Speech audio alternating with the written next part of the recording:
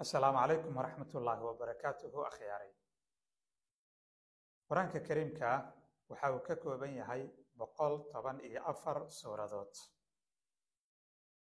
سورة وحي كبلودان سورة الفاتحة والحمد لله رب العالمين كبلابانيسا وحين كل مادان سورة برب الناس وقل أعوذ برب الناس intaasi ka dhaxaysa tiradooda haddii aad tiriso waxaa kuu soo baxaysaa 114 suuradood.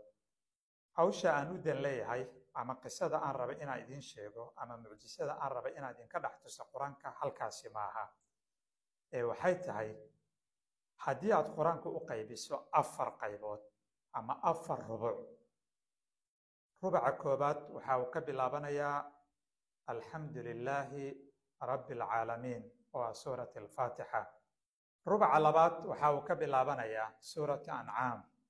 waxyaabaha yaab kale waxaa ka mid ah in suurat ancaam ayadana ay ka bilaabanayso alxamdu lilaahi aladii khalaqa asamaawaati waalard wajacala adulumaati wannuur oo isla alxamdu ayay ka bilaabanaysaa. rubaca saddexaad ee qur-aanka waxa uu ka bilaabanayaa suurat alkahfi. suurat alkahfi waxyaabaha la yaab kale waxaa ka mid ah ayadana inay ka bilaabanayso alxamdu lilaahi aladii anzala calaa cabdihi alkitaaba walam yajcal lahu ciwaja. alxamdu lilah ayay ka bilaabanaysaa ayadana. haddii aan tagno rubaca afraad oo ah suurat faatir waxyaabaha yaab kale waxaa ka mid ah in ayadana ay ka bilaabanayso isla alxamdu lilah.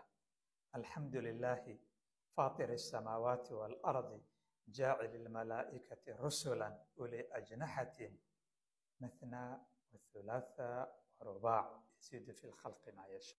taasi waxay noo muujinaysaa 4 rubac ee qur-aankaba inay ka bilaabanayaan alxamdu lilah.